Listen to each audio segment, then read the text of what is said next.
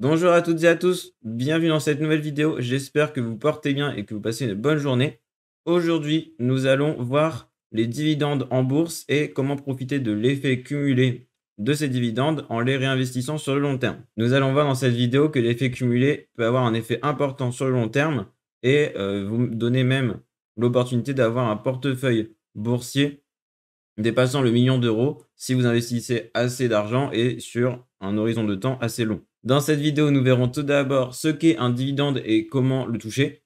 Ensuite, nous verrons comment réinvestir ces dividendes. Et enfin, nous verrons l'effet cumulé, comment le calculer. Et je vous mettrai également un lien d'un simulateur qui est très bien fait sur les intérêts composés, c'est-à-dire les intérêts sur les intérêts. Donc pour commencer, qu'est-ce qu'un dividende et comment le toucher? En fait, du coup, un dividende, c'est une partie du bénéfice réalisé par l'entreprise qui est directement reversé à ses actionnaires. Donc ce dividende représente une récompense pour l'actionnaire qui risque son capital en l'investissant dans l'entreprise et cela de façon régulière. Dans la plupart des entreprises, la distribution du dividende est annuelle. Pour les entreprises françaises, souvent elles ont lieu entre le mois d'avril et de mai. D'autres entreprises préfèrent verser un dividende 2 fois par an, d'autres 4 fois par an, donc une fois tous les trimestres, et d'autres encore aiment bien en verser tous les mois. Le fait de distribuer des dividendes, par exemple tous les trimestres, bah, en fait, ça va éviter que les actionnaires aillent juste acheter des actions pour avoir un dividende et après s'en aillent. Donc ça va répartir sur toute l'année et du coup, il y aura moins d'opportunistes entre guillemets qui voudront juste prendre un dividende et revendre l'action tout de suite après. Et ça permet aussi d'avoir des revenus plus réguliers et de les réinvestir potentiellement plus rapidement si on en a tous les mois ou tous les trimestres plutôt qu'une seule fois par an. Après, sachez qu'une entreprise n'est pas obligée de verser un dividende tous les ans, même si la quasi-totalité des entreprises le font, parce que ça attire beaucoup plus les futurs actionnaires et investisseurs que si elles en versent pas du tout. Et donc, il y a parfois des années où il y a beaucoup d'entreprises qui n'en versent pas. Par exemple, lors des cracks boursiers, lorsqu'il y a plus d'argent dans les caisses et que toutes les entreprises sont en difficulté financière. Mais il peut très bien, sans avoir de krach boursier, avoir des années compliquées pour certaines entreprises qui décident donc de ne pas verser de dividendes pour ne pas, pour essayer de subvenir à leurs besoins financiers et ne pas avoir à s'endetter pour verser un dividende. Le fait de ne pas verser de dividendes, ça peut rebuter certains actionnaires qui peuvent vendre l'action.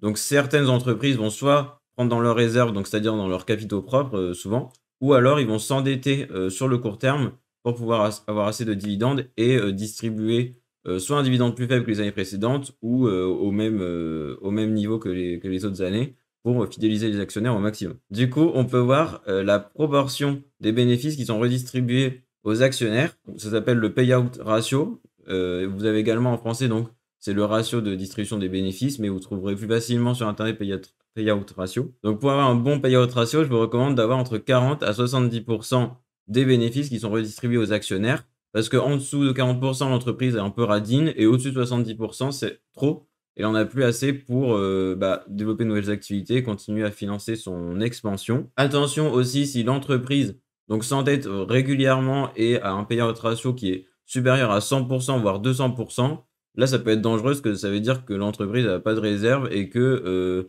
elle fait un peu miroiter un super dividende aux actionnaires, sauf que elle est en difficulté financière et elle a des problèmes sur le court terme et le moyen terme. Enfin, pour toucher un dividende, il faut toujours être actionnaire la veille de la date du détachement du dividende. Vous avez la date du détachement et la date de paiement. Donc souvent, il y a 2 jours de décalage, mais des fois, ça peut être 3-4 jours, voire une semaine. Et donc, il faut bien prendre en compte la première date, donc c'est-à-dire le détachement.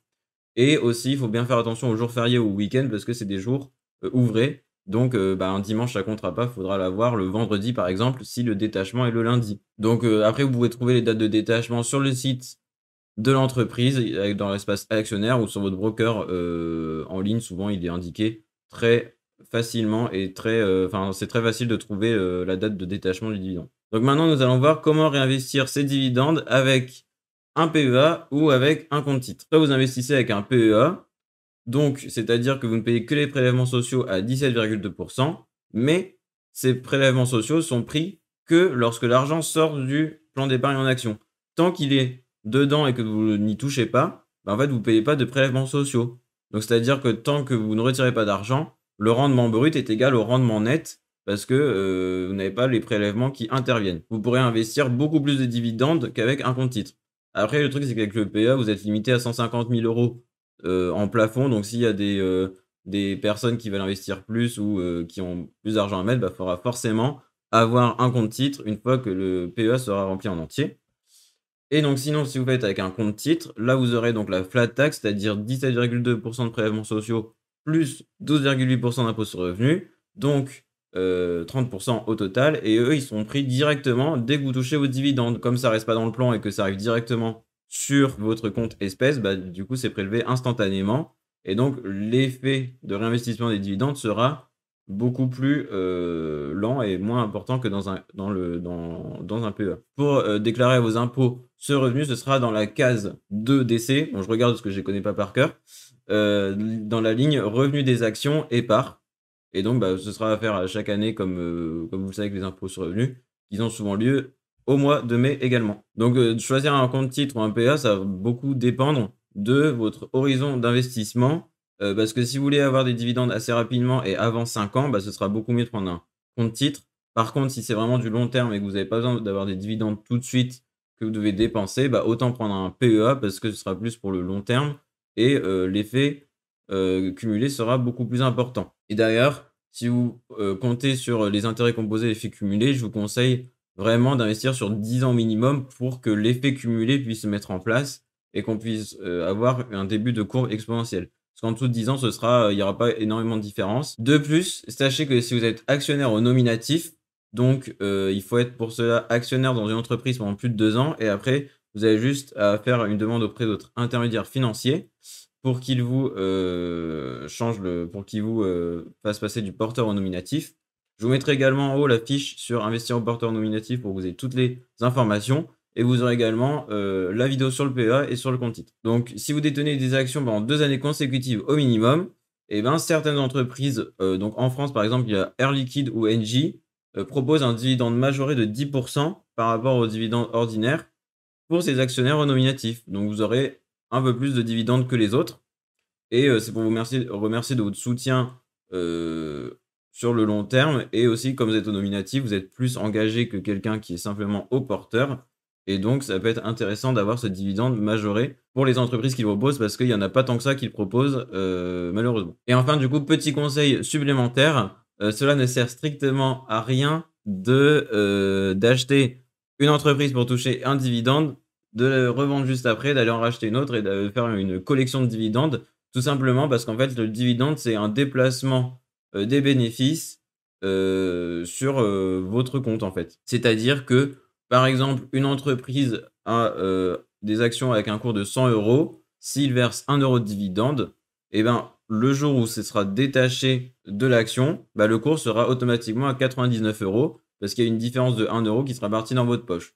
Donc en fait, ce sera juste un déplacement de valeur et en fait, vous n'aurez pas, ça servira à rien d'avoir des dividendes parce que vous les achetez déjà à l'avance dans le cours de l'action et après, hop, ça se déplace dans votre plan. Et en plus de ça, vous aurez plein de frais et ça vous prendra plein de temps juste d'aller repérer, de regarder le calendrier, d'aller acheter, revendre, bah, vos dividendes, ils vont se faire grignoter par les frais de courtage et la TTF, la taxe sur les transactions financières pour les entreprises qui l'ont. Du coup, on va prendre un petit exemple avec du coup l'effet cumulé et 1 000 € d'investissement initial avec un rendement de 5 %. Donc là, j'ai mis avec des lettres dans mon article de blog pour qu'on puisse remplacer facilement. Et donc calcul en fait, ce sera tout simplement X euros, donc la somme qu'on cherche à savoir, égale 1000, donc notre investissement de départ, fois 1,05. Donc ça, c'est pour les 5 % de rendement annuel. Et après, en exposant le nombre d'années. Donc ça peut paraître un peu compliqué, en fait, c'est vraiment pas si compliqué que ça, c'est juste une formule mathématique pour calculer l'effet cumulé. Et en fait, du coup, comme le nombre d'années, il sera en exposant, bah, plus le nombre d'années sera grand et du coup, plus ça va faire une courbe exponentielle et augmenter dans le temps. Donc, par exemple, si on prend A égale 5, donc pour 5 années d'investissement, bah, du coup, vous pouvez faire 1000 fois 1,05 puissance 5 pour obtenir du coup votre capital total au bout de 5 ans. Donc ça vous fera 1 276 €. Par contre, si on prend A égale 20, donc pour 20 ans d'investissement, là vous aurez donc 2 653 €. C'est-à-dire qu'en fait, vous aurez plus que doublé votre investissement. Et enfin, du coup, si vous prenez A égale 40, donc pour 40 ans d'investissement, donc là, c'est carrément fait sur toute une vie, et ben, vous aurez 7 039 €. Juste en ayant mis 1 000 € et les ayant investis en bourse, une seule fois et après vous les laissez, tranquilles et hop, ça vous fait 7 000 € au bout de 40 ans. Si, vous, commencez à investir, par exemple, 300 € tous les mois, bah, là, ça va être beaucoup plus rapide ou en fait, c'est ça qui va créer, l'effet cumulé, c'est d'investir régulièrement. Parce que, bah, après, on pourrait très bien faire avec 10 000 € ou 100 000 € et du coup, bah, par exemple, 100 000 € fois, voilà, sur 40 ans, bah, ça ferait, 700 000 € au bout de 40 ans. Le fait d'investir régulièrement, c'est ça qui va, vous faire prendre, plus de valeur plus rapidement. Donc voilà, donc nous avons terminé cette vidéo. J'espère qu'elle vous aura été utile et que je vous aurai appris des choses. Si jamais vous avez des questions, ou vraiment un commentaire à mettre, n'hésitez vraiment pas et je vous ferai un plaisir, de vous répondre. N'hésitez pas également à consulter, mon site selancerenbourse.fr et vous pouvez également récupérer un e-book totalement offert sur l'investissement en bourse si vous souhaitez approfondir, ce domaine et en apprendre davantage.